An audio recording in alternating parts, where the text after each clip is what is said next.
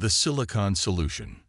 The Galactic Council's emergency session chamber had never felt so cold. Admiral Vexna's crystalline appendages trembled as she delivered the report, her violet-hued form casting fractured shadows across the curved walls. The Silicoid Armada has claimed another 3 systems. They're crystallization weapons. She paused, her own crystalline form seeming to dim. They're unlike anything we've encountered. Holoprojections flickered across the chamber, showing entire planets transformed into jagged crystalline formations. Worlds that had once teemed with life now stood as silent monuments of geometric precision, their surfaces restructured at the molecular level. The Silicoid's weapons didn't just destroy. They'd reconstructed matter itself into perfect crystalline patterns. The refugee counts from the Centauri Rim have reached critical levels, continued Vexna. Our shield technology proves useless against their molecular reorganization beams. Even our most advanced carbon ceramic armor shatters on contact. The chamber erupted in overlapping voices of panic and despair. The Silicoids had emerged from deep space 6 months ago, their massive ships resembling angular shards of obsidian. They communicated only through patterns of light that rippled across their vessels' surfaces, patterns that always spelled the same message: all will be perfected. In the midst of the chaos, a quiet voice cut through the chamber. What if you had soldiers who couldn't be crystallized? All eyes and sensory organs turned to the speaker, Ambassador Sarah Chen of Earth, humanity's representative to the Galactic Council. The humans were newcomers to the galactic stage, having achieved faster-than-light travel barely 2 decades ago. Most council members still viewed them as primitive upstarts. Impossible, declared High Councilor Zix, his gas cloud form swirling in agitation. The crystallization effect works on all known forms of matter. It reorganizes molecular bonds at their most fundamental level. Sarah stood, her simple blue uniform stark against the ornate chamber. With respect, Counselor, you're thinking in terms of traditional molecular structures. But what if I told you humans have something different? Something the Silicoids can't account for? She gestured, and a new hologram appeared. A microscopic view of human cellular structure. We call it biological quantum coherence. Every human cell maintains a state of quantum superposition at room temperature. It's why our neural networks can achieve such complexity in an organic system, and why our cellular repair mechanisms work the way they do. The chamber fell silent as the implications sank in. Vexna's crystalline form brightened with sudden hope. You're suggesting that this quantum state would resist the crystallization process. Better than that, Sarah smiled. We've already tested it. When the first reports of the Silicoid weapons came in, we ran simulations. The quantum coherence in our cellular structure doesn't just resist crystallization. It actively disrupts it. The more they try to reorganize our molecular structure, the stronger our natural resistance becomes.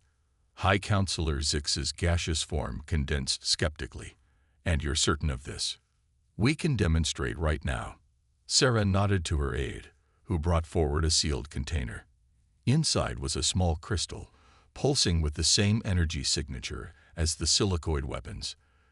This is a sample recovered from the Centauri Rim. Watch. She placed her hand against the container. Where the crystal's energy touched her skin, instead of the expected crystallization, there was a subtle shimmer, like heat waves rising from hot pavement. The crystal's pulse weakened, its structure beginning to destabilize. Our quantum coherence doesn't just protect us, Sarah explained. It reverses the process. We can potentially restore crystallized worlds, save frozen populations. But more importantly, her eyes gleamed. We can fight back. The implications rippled through the chamber like a shockwave. Humanity, the newcomers, the primitives, might hold the key to surviving the greatest threat the galaxy had ever faced. But Sarah wasn't finished. We're preparing our quantum-enhanced ships now. Within 2 weeks, we can have a full fleet ready to engage the Silicoid Armada. But we'll need your help. She looked around the chamber. We'll need access to your manufacturing facilities. your transportation networks, your communication relays. This isn't just humanity's fight. It's a fight for every species that values life in all its beautiful, imperfect forms. Admiral Vexna stepped forward, her crystalline form now blazing with renewed purpose. The combined fleet stands with Earth. We can provide cover for your ships, coordinate our conventional forces with your quantum-enhanced vessels. One by one, the Council members voiced their support. Even High Counselor Zix's skepticism had given way to cautious hope. The chamber that had been filled with despair now hummed with purpose. As the council session ended and plans were set in motion, Sarah stood at one of the chamber's vast windows, looking out at the glittering expanse of the galaxy. Her aide approached quietly. "They're calling it the Silicon Solution already," he murmured. Sarah smiled. "Funny how things work out. All those centuries we spent worrying that our biological limitations would hold us back in space. And it turns out those very limitations might just save the galaxy." She turned from the window, her expression determined. "Now comes the hard part. We have to prove them right." The quantum-enhanced fleet would launch in 2 weeks. Humanity's greatest test, and perhaps its finest hour, was about to begin. Carbon warriors. Captain Maya Rodriguez stood on the bridge of the UES Quantum Dawn, watching the final preparations through the holographic display. The massive shipyards of Proxima Centauri had worked around the clock for 2 weeks, retrofitting Earth's vessels with quantum coherence amplifiers. Each ship now pulsed with a subtle iridescence, the visible manifestation of humanity's cellular gift spread across an entire vessel. "Final system check complete," reported Lieutenant James Chen, his fingers dancing across the neural interface. "Quantum field stability at 99.8%. The fleet is ready." Maya nodded, her dark eyes reflecting the shimmer of quantum energy. The combined fleet stretched out before them. 500 human ships, newly enhanced with quantum technology, surrounded by thousands of vessels from the Galactic Council races. The alien ships would provide conventional support, but the true test would fall to humanity. "Message from Admiral Vexna," announced the comm officer. The crystalline admiral's image appeared before them, her form catching and refracting the quantum light. "The silicoids have been detected approaching the Arcturus system," Vexna reported. 300 capital ships, with crystallization weapons primed. "They're targeting the refugee convoys." Maya's jaw tightened. Arcturus housed one of the largest refugee camps in the sector, millions of displaced beings from crystallized worlds huddled on hastily constructed orbital platforms. If the silicoids reached them, "All ships, battle positions," Maya commanded. "Quantum fields at maximum. Remember your training. Don't just resist the crystallization. Redirect it." Every ship is a quantum sync now. The fleet moved out, jumping through hyperspace in a carefully choreographed sequence. They emerged in the Arcturus system just as the silicoid armada appeared, massive obsidian shards that seemed to absorb the light of the system's twin suns. The enemy didn't waste time with warnings. Crystallization beams lanced out, their signature violet energy cutting through space. Several Galactic Council ships on the perimeter took glancing hits, their outer hulls immediately transforming into brittle crystal formations. But when the beam struck the human ships, something different happened. Instead of crystallizing, the quantum-enhanced hulls seemed to ripple and flex. The violet energy was absorbed, channeled through the quantum coherence fields that mimicked human cellular structure. "All ships, execute pattern Omega," Maya ordered. The human fleet moved in perfect synchronization, their quantum fields linking and amplifying.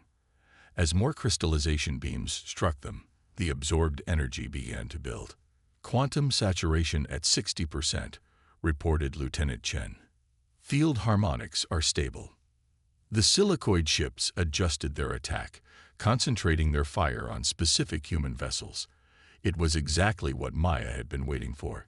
"Execute quantum cascade."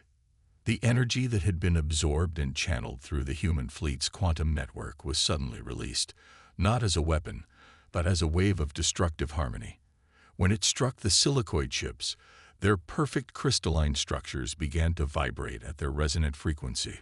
The effect was devastating. Massive crystal ships shattered like wine glasses in an opera house, breaking apart into clouds of glittering shards. Those that survived the first wave found their weapons suddenly ineffective. The quantum cascade had disrupted their ability to project coherent crystallization beams. Multiple silicoid vessels attempting emergency phase shift called out the sensor officer. They're trying to retreat. But the quantum cascade had done more than just disrupt their weapons. The silicoid's phase shift technology, based on crystalline computational matrices, was failing. Ships that attempted to jump to hyperspace instead broke apart, their carefully ordered structures dissolving into chaos. In the command center of the refugee platforms, beings of all species watched in awe as the dreaded Silicoid Armada was reduced to drifting debris.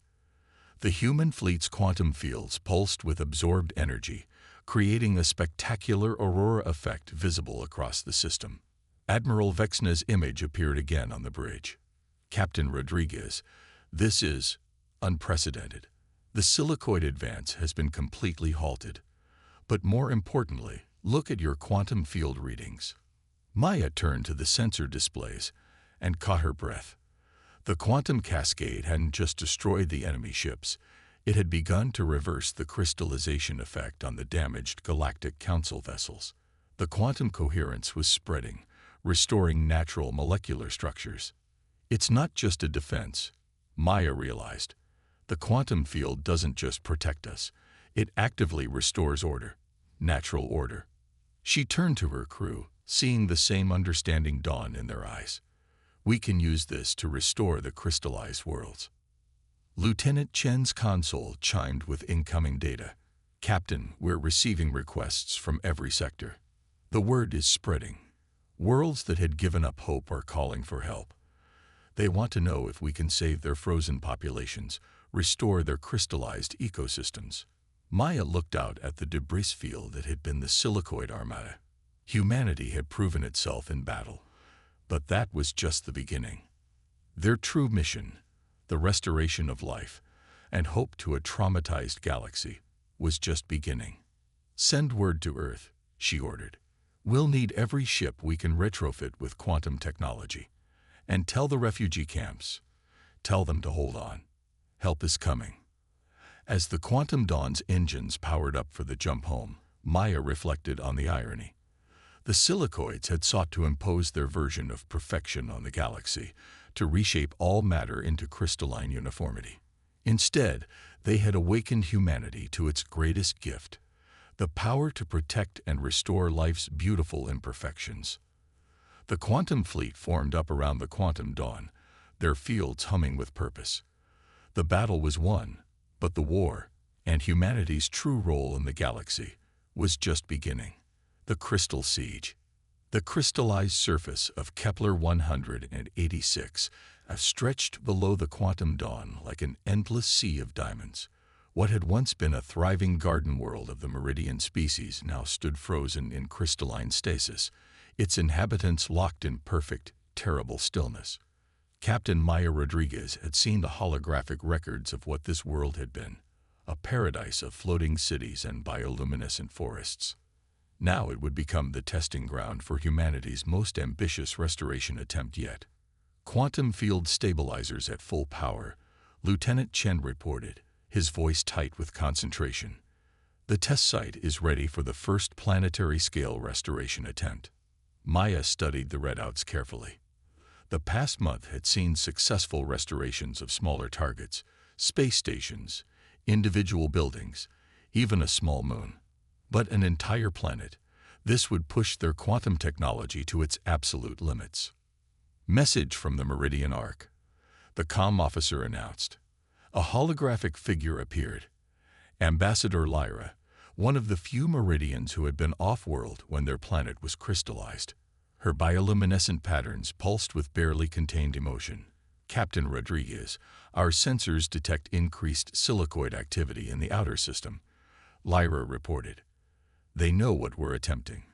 Please, my people have been frozen in crystal stasis for 3 months. Many of our greatest minds, our children, our future, all trapped in that perfect, horrible stillness. Maya nodded grimly. We won't let them stop us, Ambassador. Lieutenant Chen, begin the quantum cascade sequence. All ships, maintain defensive formation. The combined fleet moved into position. Human vessels forming a massive quantum web around the planet, while ships from 24 alien species provided outer defense. The quantum dawn descended to the optimal altitude, its enhanced fields resonating with the crystalline surface below. Beginning quantum harmonic pulse in 3, 2, 1. The ship shuddered as waves of quantum energy pulsed outward, touching the crystallized surface. At first, nothing seemed to happen. Then, slowly, a small patch of crystal began to shimmer and flow like water, revealing living soil beneath. It's working, Chen exclaimed. Crystal structure is reverting to original molecular patterns. Life signs detected in restored areas. The restoration zone grew steadily, spreading outward from the initial point of contact. Where the quantum field touched, perfect crystal transformed back into the organic chaos of life. Grass emerged from crystalline plains, trees shrugged off their diamond shells, and most importantly, frozen meridians began to move again. But then the sensors screamed a warning. Multiple silicoid signatures detected. The tactical officer shouted. They're emerging from subspace. It's a trap. They were waiting in quantum null pockets. The space around Kepler 186f erupted with obsidian shards as the largest silicoid fleet yet revealed itself. Their ships had changed, adapted. Instead of the pure crystal structures of before, these vessels bristled with dark energy emitters, technology designed to disrupt quantum fields. They've been learning, Maya realized. All ships, emergency protocols. Maintain the restoration field at all costs. The battle erupted in earnest. The silicoid's new weapons proved devastating to conventional ships, but the human fleet's quantum-enhanced vessels held firm. Yet Maya could see the strain in the redouts. They couldn't maintain both the planetary restoration field and full defensive capabilities. Captain, Chen called out. The restoration field is destabilizing. We need more power to maintain it, but that would mean dropping our defensive quantum shields by 30%. Maya looked at the tactical display, then at the growing patches of restored planet below. In those areas, meridians were awakening, families reuniting, life beginning again. They couldn't stop now. Divert power to the restoration field, she ordered. All human ships, switch to pattern lambda. We'll use synchronized quantum pulses for defense. Timing is everything. The human fleet moved with precise coordination, their weakened individual shields linking together in a complex dance of quantum harmonics. When the silicoid weapons struck, the energy was passed from ship to ship, distributed through the network instead of being absorbed by single vessels. Restoration field at 60% planetary coverage, Chen reported. But the silicoids are pressing harder. We're losing ships. Maya watched as several outer defense vessels succumbed to the dark energy weapons, their crews evacuating in quantum-shielded pods. But the restoration continued, inexorably spreading across the planet's surface. Then Ambassador Lyra's voice cut through the chaos. Captain, look. The restored meridians. They're activating the planetary defense grid. As more of the planet awakened, its ancient defense systems came back online. Massive ground-based quantum accelerators, designed by the Meridians centuries ago, but rendered useless by the crystallization, began to power up. All ships, clear the lower atmosphere. Maya ordered. Ambassador Lyra, they're your weapons. Use them. The Meridian defense grid opened fire, adding its considerable power to the human fleet's quantum network. The combined force proved too much for even the silicoids' adapted weapons. Their ships began to break apart, their dark energy weapons overloading. As the last silicoid vessel retreated, Maya looked down at the planet below. Nearly 80% had been restored, and the process was now self-sustaining. The Meridian's own quantum technology, reawakened, would complete the restoration.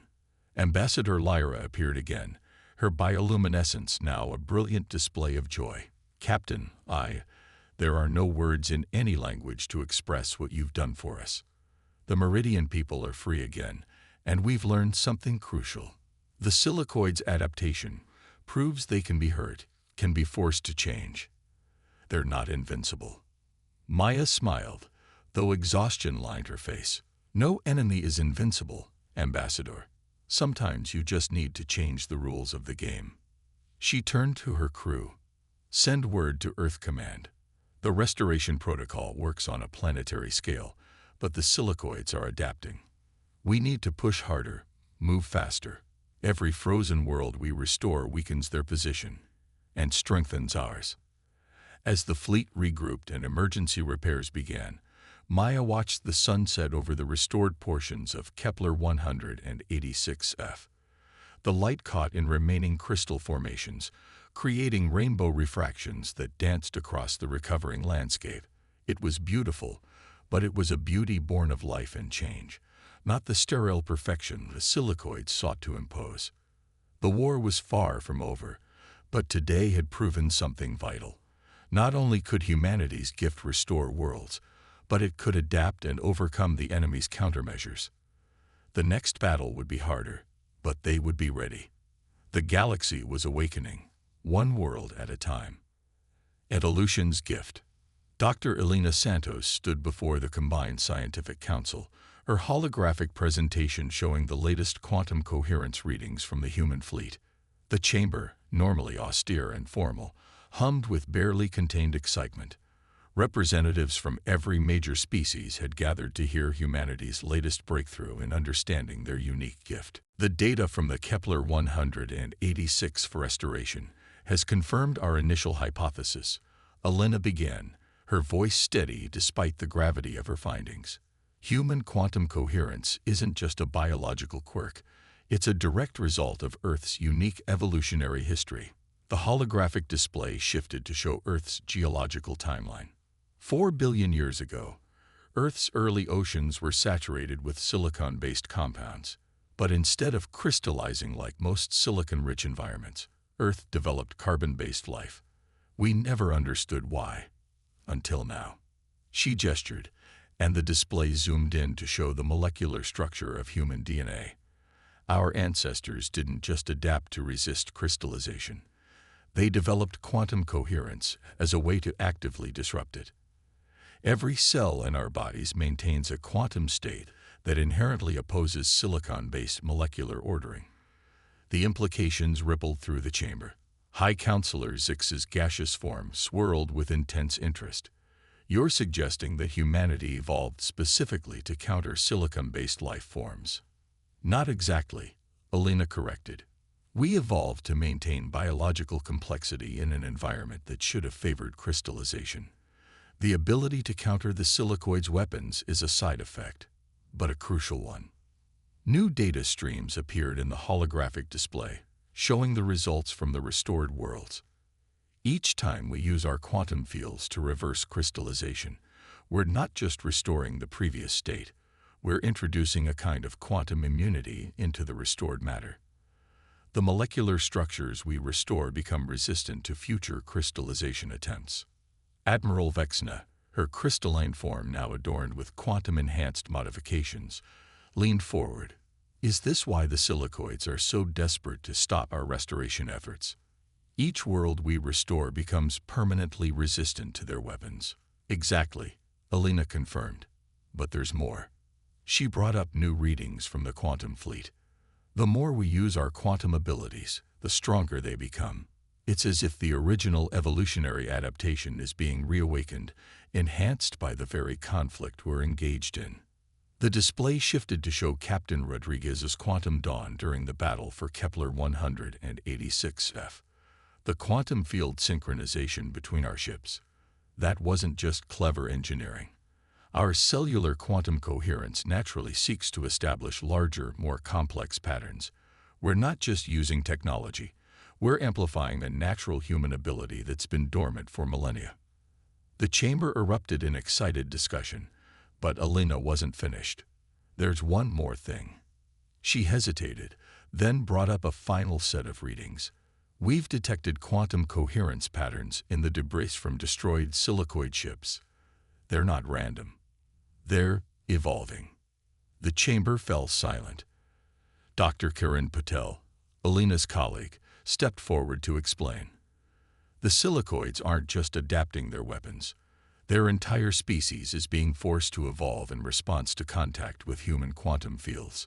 They're developing their own form of quantum coherence, but chaotic, unstable. This is why their recent attacks have been so desperate, Alina continued. The very thing they fought to impose on the galaxy, perfect crystalline order, is becoming impossible for them to maintain. Their own biology is shifting toward complexity, toward chaos, toward life as we know it. Ambassador Sarah Chen, who had been quietly observing, spoke up. Are you saying we're not just fighting the silicoids, we're transforming them? Unintentionally, yes. Alina brought up comparative scans. Every encounter with our quantum fields pushes their molecular structure further from pure crystalline patterns. They're experiencing forced evolution at an unprecedented rate. The question is, what will they become? The implications stunned the Council. This wasn't just a war anymore. It was an evolutionary watershed moment for both species. The silicoids' drive for crystalline perfection was being undone not by weapons, but by exposure to humanity's inherent complexity. We need to adjust our strategy, Admiral Vexna declared. If the silicoids are evolving, there might be a way to end this conflict without destroying them completely. Alina nodded.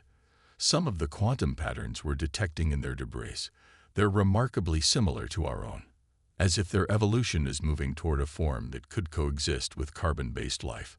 The Council chamber buzzed with new possibilities. The war had evolved beyond a simple fight for survival. It had become a race to guide the silicoids' transformation before their desperate attempts to maintain crystalline purity destroyed more worlds. We'll need to modify the restoration protocols, Alina concluded. Instead of just reversing crystallization, we can try to stabilize the quantum patterns we're seeing in evolved silicoid matter. If we can help them transition to a new form of existence. She let the thought hang in the air. The chamber was quiet as the assembled representatives contemplated the enormity of what humanity had stumbled into.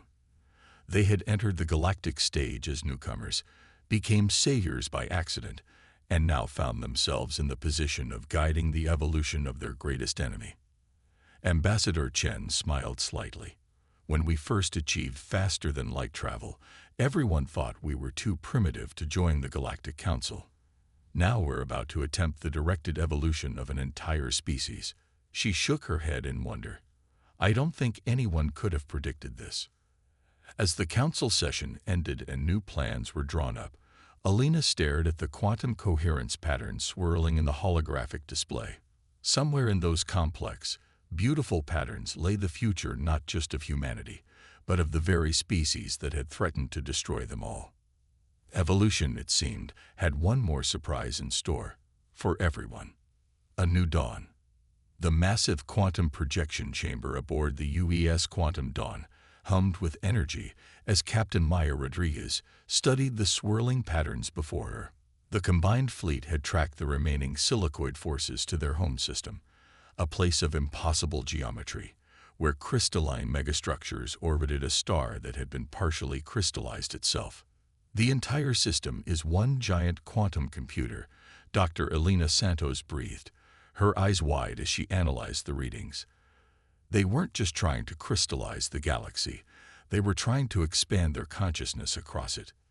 The silicoid home system represented their ultimate vision, a perfectly ordered crystal matrix spanning light years, capable of housing their collective consciousness. But now that vision was fracturing. The quantum patterns that Dr. Santos had detected in destroyed silicoid ships were appearing throughout their home system, creating chaotic ripples in their once perfect crystalline structures. They're fighting the change, Lieutenant Chen reported, monitoring the quantum fluctuations. But it's like watching a tide come in. Their own evolution is destroying everything they built. Maya watched as sections of the massive crystalline megastructures began to pulse with new patterns, organic, flowing designs that seemed to mock the rigid geometry around them. The silicoid's forced evolution was reaching a critical point. Then, for the first time since the war began, the silicoids initiated direct communication. Their message came not in patterns of light, but in quantum pulses that resonated with human brainwave patterns. We understand now, the message translated in waves of thought and emotion. The perfection we sought, it was stagnation. Your quantum chaos showed us truth. Dr. Santos' instruments blazed with activity. Captain, the quantum patterns in their transmission, they're almost identical to human neural patterns now. Their evolution has brought them closer to our form of consciousness. But not all the silicoids embraced the change. Even as the message came through, a faction of their fleet broke away from the home system, their ships still maintaining rigid crystalline forms. These purists, desperate to maintain their original state, powered up their weapons. They're going to try to crystallize their own home system, Maya realized, to stop the evolution before it can complete. She turned to her crew. All ships, battle stations. But remember, we're not here to destroy them. Pattern Omega-3. Let's show them what evolution really means. The human fleet moved into position, their quantum fields synchronizing in a new configuration. This wasn't the defensive pattern they'd used at Kepler 186f, nor the aggressive stance from earlier battles. This was something new, a quantum resonance that Dr. Santos had designed to amplify the silicoid's natural evolution. Quantum field synchronization at maximum, Chen reported. Ready on your command. Maya took a deep breath. Begin the metamorphosis sequence. The combined fleet's quantum fields pulsed outward, not as weapons but as catalysts. Where they touched the crystalline structures, the change that had been fighting to emerge finally broke through. The rigid patterns of the silicoid megastructures began to flow and shift, transforming into something that was neither purely crystal nor purely organic, but a stunning hybrid of both. The purist faction fired their crystallization weapons, but the beams were absorbed and redirected by the evolving structures. Their own home system, now awakening to a new form of existence, refused to return to pure crystalline stasis. Message from the evolved silicoids, Chen announced. They're asking for our help to guide the transformation. Maya looked at Dr. Santos, who nodded. The quantum patterns are stabilizing. They're finding a balance between order and chaos, just as we did in our own evolution. We can help them complete the transition safely. Over the next several hours, the human fleet worked with the evolved silicoids to contain the purist faction, while stabilizing the transformation of their home system. The rigid crystalline megastructures became flowing quantum matrices, capable of housing consciousness in forms that could interact with both crystal and organic matter. The purists, faced with the undeniable success of the transformation, finally stood down. Some chose to undergo the evolution themselves, while others requested sanctuary in isolated systems where they could maintain their crystalline form without threatening others. As the dust settled, Maya stood with Dr. Santos and Ambassador Chen, watching the final phases of the silicoid transformation. Their home star, partially freed from its crystal prison, cast rainbow light across structures that now seemed to breathe and pulse with life. They're calling it the Great Synthesis, Ambassador Chen reported, reading the latest quantum transmissions. The merging of crystal and quantum consciousness. They want to share what they've learned, both their original knowledge and the new understanding they've gained through evolution. Dr. Santos smiled. And we have just as much to learn from them. Their grasp of quantum mechanics at the macro scale, their ability to maintain consciousness across vast networks. This could revolutionize everything from space travel to medicine. Maya watched as a group of evolved silicoids approached the quantum dawn. They no longer appeared as rigid crystal formations, but as shifting patterns of light and matter that somehow managed to convey emotion in their very structure. Their presence resonated with the quantum fields of the human ships, creating harmonies instead of discord. To think, she mused, all of this started because Earth's oceans had too much silicon 4 billion years ago. Our ancestors developed quantum coherence to survive, never knowing it would one day save the galaxy and transform the very beings who tried to crystallize it. Ambassador Chen nodded. Evolution's greatest gift isn't any specific adaptation. It's the ability to change, to grow, to become something new when the universe demands it. She gestured at the transformed silicoid system. We helped them rediscover that gift, and in doing so, we've evolved ourselves. The war was over, but the true adventure was just beginning. As the newly evolved silicoids joined the Galactic Council, bringing their unique perspective and transformed consciousness, humanity found itself at the center of a new age of exploration and discovery. The rigid barriers between crystal and organic, order and chaos, had been broken down, revealing possibilities that neither humanity nor the silicoids had imagined in their separate existences. The galaxy would never be the same. And that, perhaps, was the greatest victory of all.